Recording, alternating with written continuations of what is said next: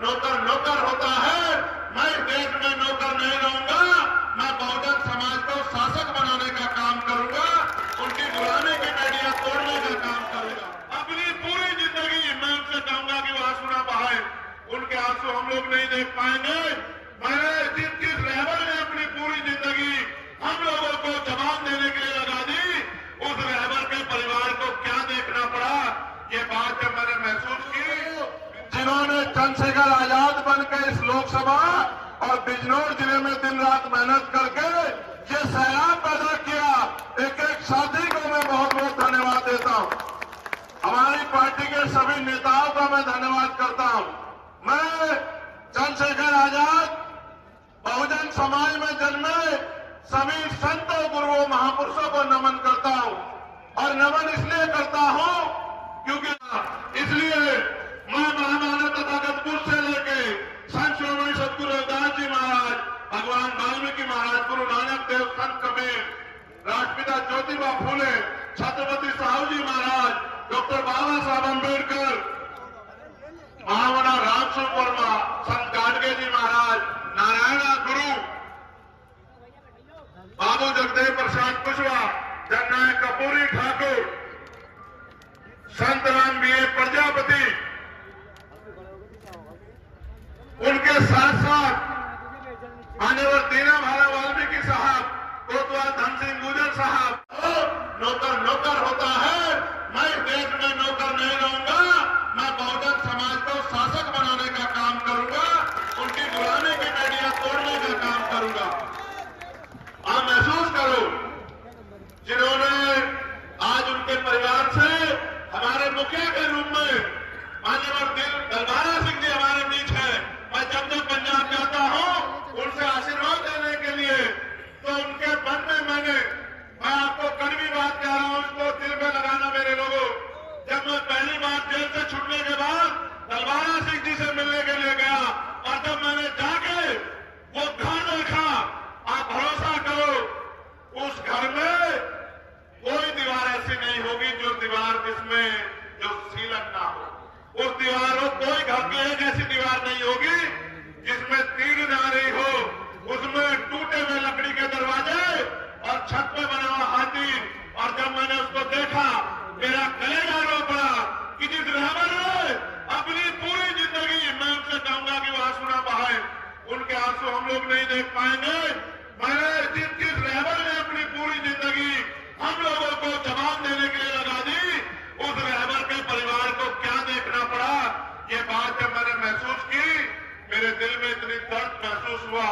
और मैंने उसी दिन ठान लिया था कि अपने जीते जी मान्यवर काशीराम साहब के अधूरे सपने को पूरा करने के लिए जो भी योगदान होगा हम लोग करने का काम करेंगे, चैन से घर में बैठेंगे।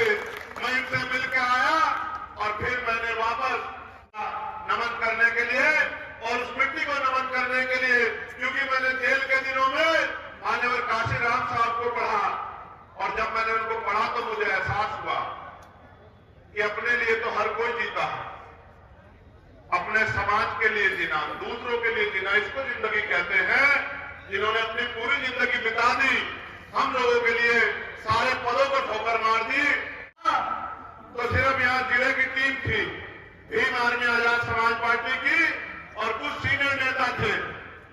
मेरे बात याद आई कि मैं अकेला ही चला था जानिबे मंदिर, और लोग मिलते गए, काफिला बनता गया।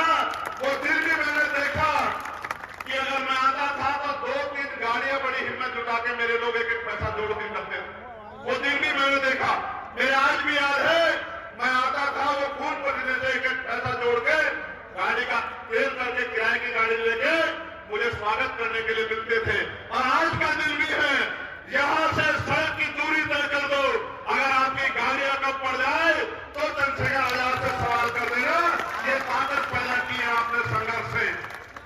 मैं तो बचपन से पढ़ता आया कि संघर्षों के साए में घनघोर जवानी पलती है और इतिहास उधर झुक जाता है। जिस और जवानी चलती है, ये जवानों का समय है। और इतिहास गवाह है कि जब जब नौजवानों ने भागदौड़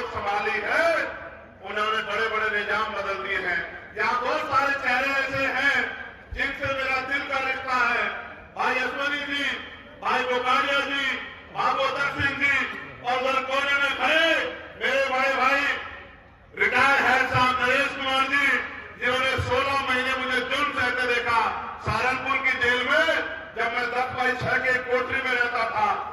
आप भरोसा करो, मैंने बहुत सारे अधिकारी कर्मचारी देखे, लेकिन मैंने उनके जैसा ईमानदार आदमी कभी अपने जीवन में नहीं देखा पूरे जीवन में।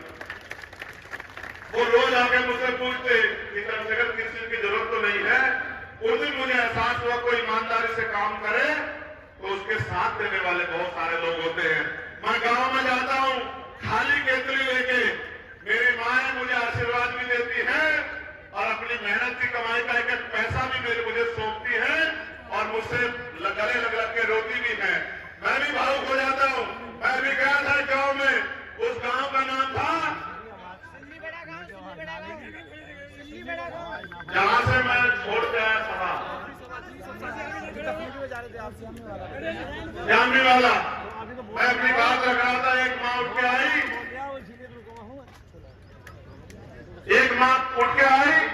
और मुझसे रोने लग के रोने लगी।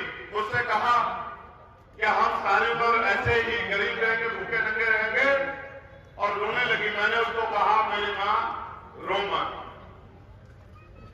मत, क्योंकि तेरे आंसू नहीं देख पाऊंगा। और फिर मैं भी भावुक हो गया, मैं सभा छोड़ के चला आया, ये कहते हुए कि मैं फिर किसी दिन आऊंगा। मैं आपसे कहना चाहता, आपके रोने, तकलीफ में रहने, गरीबी में रहने, परेशान रहने के दिन खत्म होने वाले। मेरी बात को आप याद रखना। मैं नगीना के लोगों से नहीं कह रहा हूं, मैं देश में रहने वाले हर गरीब, कमजोर, किसान, मजदूर, दलित, पिछड़े, आदिवासी, मुसलमान और हर बहन बेटी से कह रहा हूं, हर न्यायपरायण व्यक्ति से कह रहा हूं कि याद रखना मेरी बात को, कि अभी चंद्रशेखर आजाद शुरुआत कर रहा है। पहली बार पूरी मेहनत से हम लोग चुनाव लड़ रहे हैं। बताओ झूठ बोल रहा हूं, सच बोल रहा हूं? बताओ। हमसे पहले जो भी चुनाव लड़े हवाई लड़े। मुझसे मीडिया के लोग कहते हैं चंद्रशेखर आजाद आपकी जमानत जब्त हुई थी। मैं उनसे कहता हूं मुझे बड़ी खुशी है कि मेरी जमानत जब्त हुई। मेरे लोगों ने भी देखा कि मेरी जमानत जब्त हुई, लेकिन जिस दिन मेरी जमानत जब्त हुई मैं घर में पड़ के रोया नहीं। मैंने उसी दिन कलम उठा के लिखा कि इस जमानत जब्त को सम्मान में बदलना है, इस जमानत जब्त को ताकत बनाना है। क्योंकि मैंने ये भी बताया कि जब मैं गोरखपुर लड़ने गया था तो मुख्यमंत्री को बताने के लिए गया था कि जहां सब लोग नेता घुटने टेक देंगे, तुम्हारा मुकाबला चंद्रशेखर आजाद से होगा। इस बात को याद रखना। जब कांटा निकलता है, चाहे छोटा हो या बड़ा, घाव जरूर करता है। घाव तो है, घाव तो है आरएसएस भारतीय जनता पार्टी के लोगों को, वरना आपके चंद्रशेखर आजाद कोई गोलियां चलाने की नौबत नहीं आती। मेरी बात को आप याद रखना।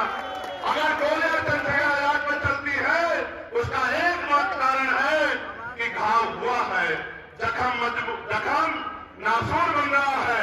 ये जख्म और मजबूत होगा, क्योंकि आपने हजारों साल इस देश में जुल्म, जाति, बेबसी की जिंदगी जीने के लिए हमें मजबूर किया।